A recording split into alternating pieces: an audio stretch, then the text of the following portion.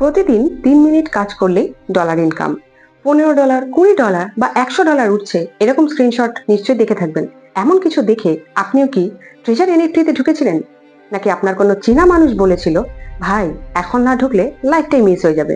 আজ সেই প্ল্যাটফর্মই বলছে 120 ঘন্টার মধ্যে ট্রেজার এনএফটি সম্পূর্ণ বন্ধ হয়ে যাবে। কি বিশ্বাস করতে পারছেন না?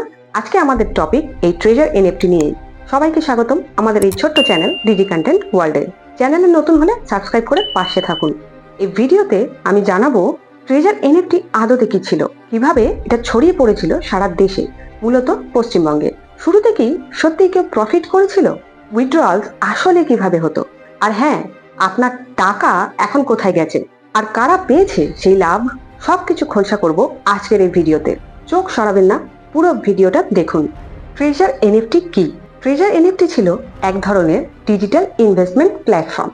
যারা দাবি করত তারা এনএফটির মাধ্যমে ট্রেডিং করে ইউজারদের ইনকাম দেয়, তবে বাস্তবে এটি একটি এমএলএম ভিত্তিক পনজি স্কিম ছিল, যেখানে নতুন সদস্যদের ইনভেস্টমেন্ট থেকে পুরনো সদস্যদের লাভ প্রদান করা হতো। তুমি টাকা দেবে, নতুন 3জনকে ইনভাইট করবে, তাদের ইনভেস্টমেন্ট থেকেই তোমার লাভ আসবে। অর্থাৎ পণ্য বা সার্ভিস কিছুই নেই, শুধু মানুষ রিকুইট করেই ইনকাম। এখানে রেজিস্ট্রেশন করতে হতো প্রায় 8,000 থেকে 9,000 দিয়ে। রেজিস্ট্রেশনের পর আপনি পেতেন কিছু বুলেট, যা দিয়ে অন্যদের রেফার করা যেত। ট্রেজার এনএফটি অ্যাপে ডেইলি কাজের মানে কি? এনএফটিতে বুলেট বা শুট করা হয়, অর্থাৎ অ্যাপে ঢুকে কিছু ফ্ল্যাশি অ্যানিমেশন দেখাতো, তুমি বুঝবে তুমি কোনো স্পেসশিপ বা এনএফটি আইটেমে শুট করছো। তারপর বলতো you have earned 0.50 USD today. কিন্তু সেটা অ্যাকচুয়াল টাকা না, এক ধরনের ভার্চুয়াল ক্রেডিট। কবে শুরু হয় এবং কিভাবে ভাইরাল হয় এই ট্রেজার এনএফটি? ট্রেজার এনএফটি 2023 সালের শেষের দিকে আলোচনায় আসে এবং 2024 সালের শুরুতে এটি ভাইরাল হয়ে পড়ে। Telegram group, WhatsApp broadcast, Facebook reels এবং ইউটিউবের ভিডিওর মাধ্যমে এটি ব্যাপকভাবে প্রচারিত হয়। রেফারেল কমিশন এবং দৈনিক লাভের লোভে অনেকেই এতে যোগদান করে। ট্রেজার এনএফটির কাজের ধরন কি? আপনি যতজনকে রেফার করতেন তত বেশি লেভেল খুলতো আর আপনার অ্যাকাউন্টে ডলার জমা হতে থাকতো। সাথে প্রতিদিন অ্যাপে ঢুকে 2 থেকে 3 মিনিটের কিছু কাজ করতে হতো, যেমন ভিডিও দেখা, পোস্ট শেয়ার করা, এরকম। ইনিশিয়াল ইউএসডি উইথড্রয়াল গুলো কি জেনুইন ছিল? হ্যাঁ, প্রথম দিকে উইথড্রয়ালের যে স্ক্রিনশটগুলো আপনি দেখতে পেতেন, ওগুলোর একটা অংশ কিন্তু জেনুইন ছিল। কিভাবে জেনুইন উইথড্রয়াল দিত ওরা? দেখুন, ট্রেজার এনএফটি আসলে পনজি মডেলে কাজ করছিল। প্রথম দিকে যারা জয়েন করত তাদের নিচে নতুন 3জন জয়েন করালেই কিছু ইউএসডিটি পেমেন্ট পেত। এই পেমেন্ট রিয়েল ক্রিপ্টো ওয়ালেটে যেত, যেমন ট্রন লিঙ্ক ওয়ালেট। তাই মানুষ সহজে স্ক্রিনশট তুলে শেয়ার করত। এইসব রিয়েল পেমেন্ট দেখেই নতুনরা ভরসা পেত এবং আরো লোক যোগ দিত এতে। এবার আসি সবচেয়ে ইম্পর্টেন্ট একটা প্রশ্নে। এই ট্রেজার এনএফটির প্রকৃত মালিক বা হেড কে ছিল? ট্রেজার এনএফটির প্রকৃত মালিক বা হেড কে তা এখনো কিন্তু নিশ্চিতভাবে জানা যায়নি। তবে কিছু সূত্র অনুযায়ী এই প্ল্যাটফর্মের সিইও হিসেবে স্টিভেন আলেকজান্ডার এবং সিটিও হিসেবে বব স্টিভেনের নাম উল্লেখ করা হয়েছে। তবে এই নামগুলো সম্পর্কে কোনো বাস্তব তথ্য বা সামাজিক যোগাযোগ মাধ্যমে কিন্তু উপস্থিত পাওয়া যায়নি এবং অনেক বিশেষজ্ঞ মনে করেন এগুলো অ্যাকচুয়ালি ভুয়ো পরিচয়, কারণ এই অ্যাপের কোনো সরকারিভাবে রেজিস্টার্ড কোম্পানি নেই আর কোনো অফিসিয়াল ওয়েবসাইট বা অফিসিয়াল কাস্টমার কেয়ারও কিন্তু নেই।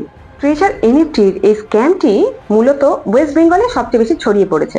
কি থেকে বোঝা গেল যে এটা ওয়েস্ট বেঙ্গলেই মূলত টার্গেট ছিল বা ওয়েস্ট বেঙ্গলে বেশি প্রচার হয়েছে? ফেসবুক ও হোয়াটসঅ্যাপ গ্রুপগুলোতে বাংলা ভাষাতেই বেশি প্রচার হয়েছিল। অধিকাংশ ইউজার ও বিনিয়োগকারী ছিলেন পশ্চিমবঙ্গের মধ্যবিত্ত বা লোয়ার মিডিল ক্লাস ব্যাকগ্রাউন্ড থেকে।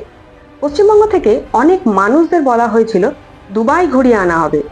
এই ট্যুর ছিল এমএলএম এর পুরনো ট্রেক।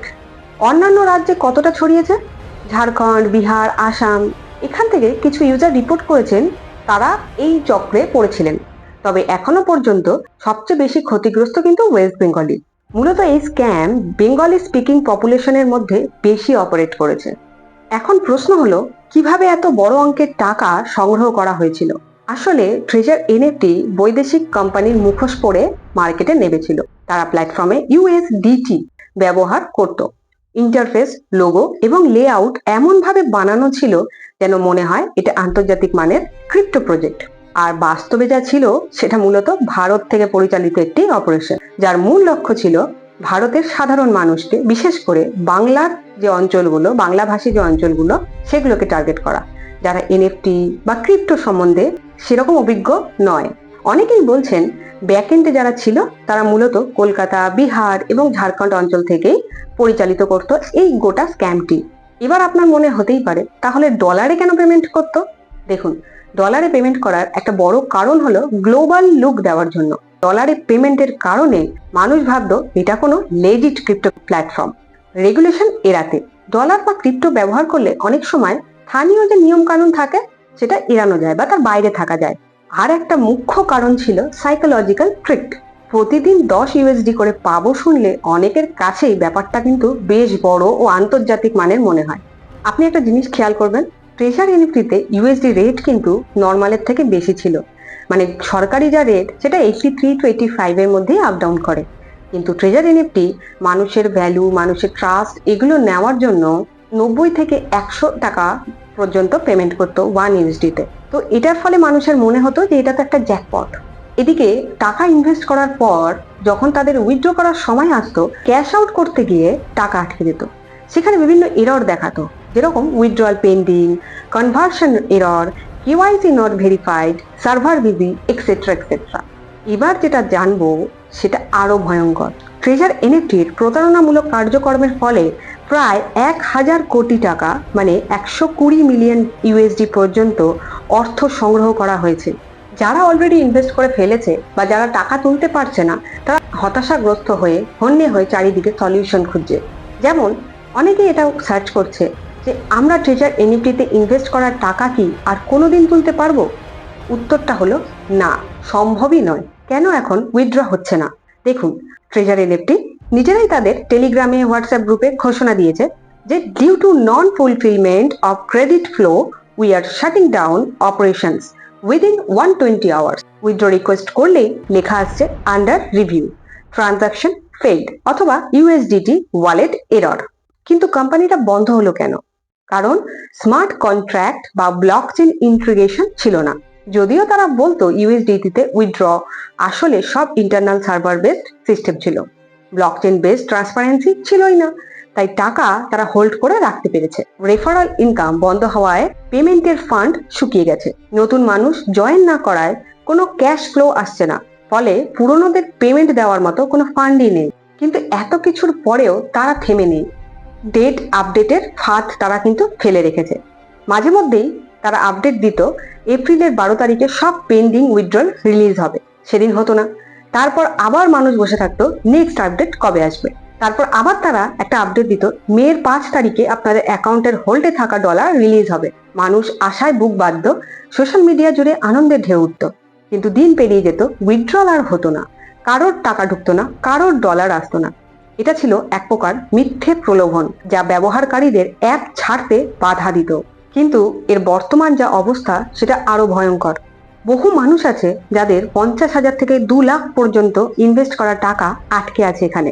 উইথড্র না করতে পেরে এখন সবাই ফেসবুক গ্রুপ, টেলিগ্রাম, ইউটিউব কমেন্টে গিয়ে হতাশা ঝাড়ছে।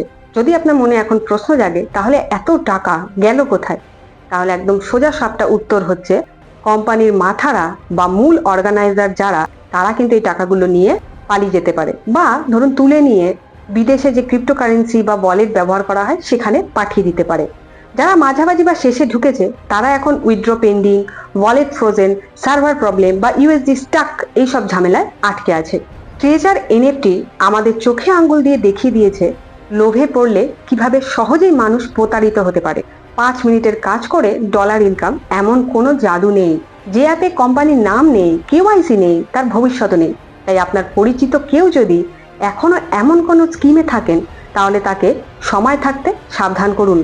নিজের ও পরিবার পরিজনদের কষ্টের টাকা যাতে এমন ফাঁদে না পড়ে তাই সাবধান হন, সচেতন হন। এই ভিডিওটা যত সম্ভব বেশি শেয়ার করুন, কারণ হয়তো আপনার একটা শেয়ারই কাউকে লাখ টাকার ক্ষতি থেকে বাঁচাতে পারে। কমেন্টে জানান ট্রেজার এনএফটি নিয়ে আপনার অভিজ্ঞতা কি ছিল।